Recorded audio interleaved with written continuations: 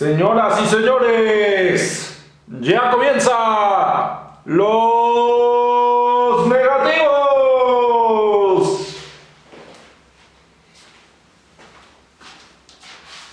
Muy buenas noches a todos y a todas.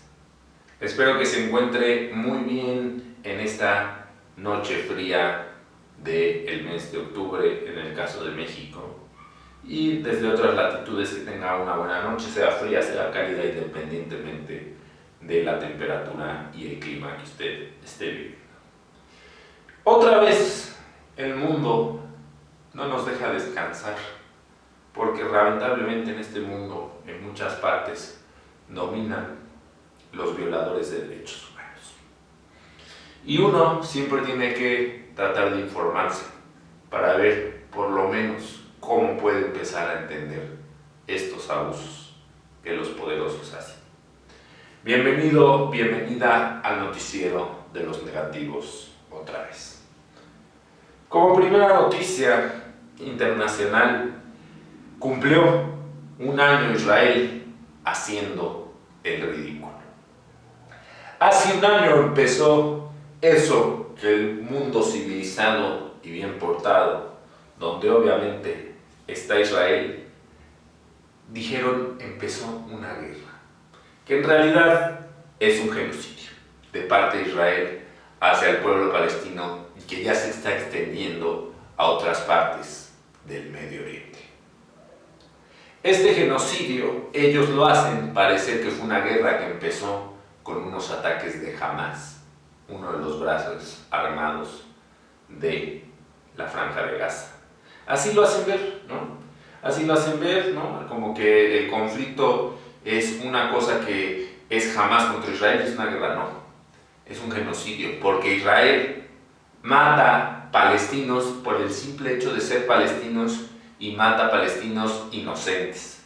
A pesar de que son de los países más pobres del mundo, van y los asesinan. ¿Por qué? Porque quieren desaparecer Palestina como país. Básicamente es por eso, es lo que ha hecho Israel desde hace un siglo más o menos, que viene haciendo ocupación de una forma bélica militar y no ha parado, ¿no? Y desde luego ha tomado partes de Palestina y hacen chiquita en territorio a Palestina, y es lo que vienen a hacer otra vez.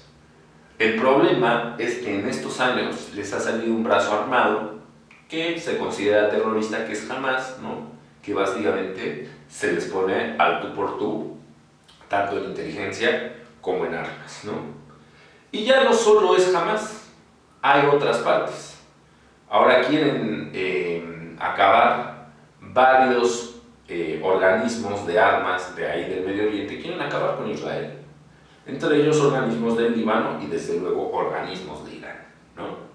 Ya la guerra está escalando y los árabes básicamente no crea que son cualquier cosita. A lo mejor Israel pensaba que así iba a desaparecer Palestina, pero no, y se están metiendo ya otros porque realmente Israel ya está escalando, ¿no? Ha estado constantemente atacando al Líbano, militarmente y en el sentido político. Han matado líderes políticos en el Líbano que les incomodan. Quieren tener toda la región porque básicamente es una región geoestratégica muy interesante. Además del petróleo, la ubicación geográfica del Medio Oriente siempre es algo que se han relamido los bigotes de Estados Unidos, ¿no? Y para eso se inventaron este paísucho llamado Israel, ¿no? Que desde luego sabemos no todos los israelitas son malos, pero sí es una expresión de Estados Unidos. Y los matan de forma cruel, los matan de forma ruin y cruel, ¿no? Los matan de una manera realmente descarada, ¿no? Hay soldados israelíes que han matado niños, ¿no? Y han orinado en ellos, ¿no? Realmente es muy triste. Pero ahora ya les está saliendo Irán. Y a ver si en una de esas Estados Unidos dice, paren la guerra. Porque realmente puede ser que Estados Unidos esté perdiendo más. Israel también, la economía de Israel está bajando, ¿saben por qué? Porque hay guerra y todo se está invirtiendo para la guerra. Y desde hace un año podríamos concluir que Israel ha hecho el ridículo porque no ha podido no solo con Hamas, sino con los otros brazos armados de los países que están ahí. incluso sus propios aliados de la región ya no se están metiendo. No se están metiendo porque Israel realmente está haciendo el ridículo, ¿no? Vamos a ver en qué termina esta guerra. Pero, como se dice la frase, ¡viva Palestina libre! Como segunda noticia de hoy, otra internacional. El señor Gustavo Petro, presidente constitucional de Colombia, está en algunos aprietos. A veces en la política realmente uno no puede poner pretextos, porque en la política básicamente te vas a encontrar a la gente más visceral. Entonces, si eres político, no puedes poner pretextos. Tienes que prever lo que va a pasar y solucionarlo de una manera pacífica, ¿no? Ese es digamos que, como podría decirse, el político ideal de la actualidad, ¿no? Prever los problemas y resolverlos de una manera pacífica y ordenada, ¿no? Porque básicamente hay muchos políticos que se ponen a llorar. Se ponen a llorar y dicen, ay, a mí me hicieron una injusticia, y por más que sean buenos, no, papi. Hay que ver cómo haces para que no te pisotee la derecha.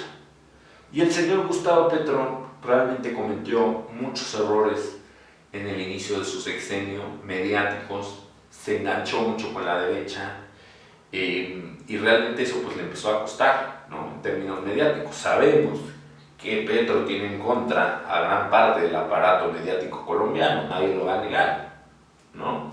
Nadie va a negar que hay un sector muy importante, estuvo mucho tiempo la derecha ahí, y hay un sector muy importante de grupos conservadores en los medios de comunicación, ¿no? Entonces básicamente pues están atacando, justo o injusto. Petro tiene que saber defenderse y mucho tiempo se enganchó con ellos. Y ahora van a intentar hacer un golpe de Estado. ¿Cómo se lo van a intentar hacer? A través del órgano electoral de Colombia, y básicamente lo que están diciendo es que Petro rebasó los topes de campaña. A prácticamente 2 años de la elección lo quieren quitar porque en su elección, donde ganó en segunda vuelta, rebasó, es lo que dice la derecha, y el órgano electoral rebasó los gastos de campaña. El órgano electoral dijo que está haciendo una investigación sobre esto. Esto no se debe de decir. Básicamente las pruebas presentan hacia la denuncia. Y después va a pasar a otros organismos, ¿no? Va a pasar a otros organismos y vamos a ver cómo le va a Gustavo Petro. Petro no reaccionó tan mal a esto. Dijo, bueno, vamos a mandar a movilización. Mandó a la gente a que se movilizara, lo cual creo que es un acierto de su parte, porque si no tienes las leyes a favor, bueno, y tienes a un sector del pueblo, está bien que lo mandes a movilizarse. Vamos a ver si el pueblo colombiano, la parte que apoya a Petro, se moviliza de una manera adecuada. La derecha también ya se está movilizando, ¿no? Entonces vamos a ver esta disputa. Si la gente de Petro no puede generar un ruido amplio y un movimiento amplio para que los de la derecha se la piensen en quitarle la presidencia porque supuestamente rebasó los topes de campaña, básicamente podríamos tener que Petro se va de la presidencia. A mí me parecería que esto sería un golpe muy fuerte a la democracia colombiana, porque básicamente ¿cómo vas a quitar a un presidente a 2 años de la elección por una cosa que pasó en la elección? Eso hace que no avance la democracia. Cuando tú haces un golpe de Estado o golpe de Estado blando, ¿no?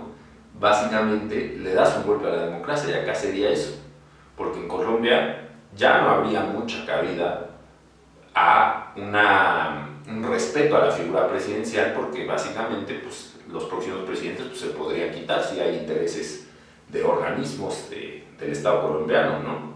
Entonces básicamente eso generaría una crisis en Colombia. Además le faltan aproximadamente 2 años para terminar, ¿no? Colombia debe tener la posibilidad de elegir si tiene un presidente de izquierda o uno de derecha, y que esos presidentes terminen sus periodos. Y si les va a castigar por algo de la campaña, que se diga en el momento de la campaña y que no tomen posesión.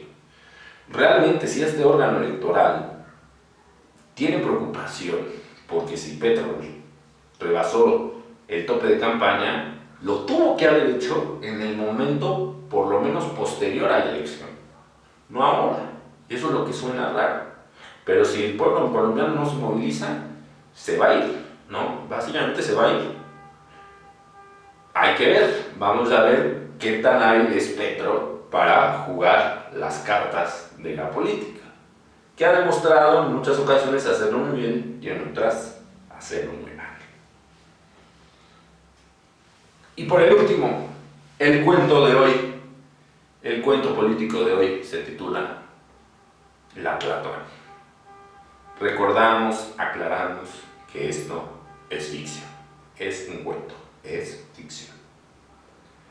Se dice que en las antiguas civilizaciones precolombinas, antes de que llegaran los barbudos a arruinar las sociedades que había en Mesoamérica y en otras partes de América,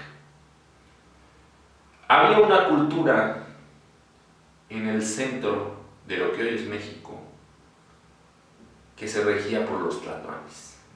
Esta cultura era la cultura mexica.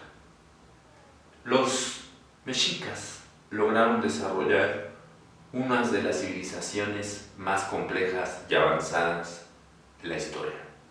Los españoles, cuando llegaron, no podían entender cómo funcionaban los drenajes de los indígenas, sus chinampas como un método de cultivo económico y eficaz. Sin embargo, los mexicas tuvieron un terrible error. Dejaron gobernarse prácticamente por hombres siempre. Los tlatoanis, sus líderes, casi siempre, a excepción de una ocasión, eran hombres. Esto provocó que el pueblo mexica no quisiera estrecharle la mano a los otros pueblos y más bien conquistarlos.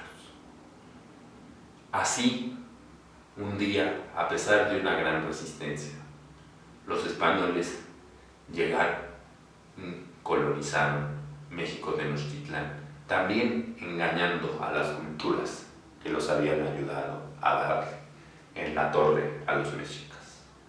Decía la profecía que cuando México encontrara de nuevo su rumbo, que cuando México encontrara de nuevo su identidad y de nueva cuenta la gente tomara el poder, volvería a gobernar una tlatoani mujer, y que esta tlatoani tendría convicciones y le daría a su pueblo lo que merece.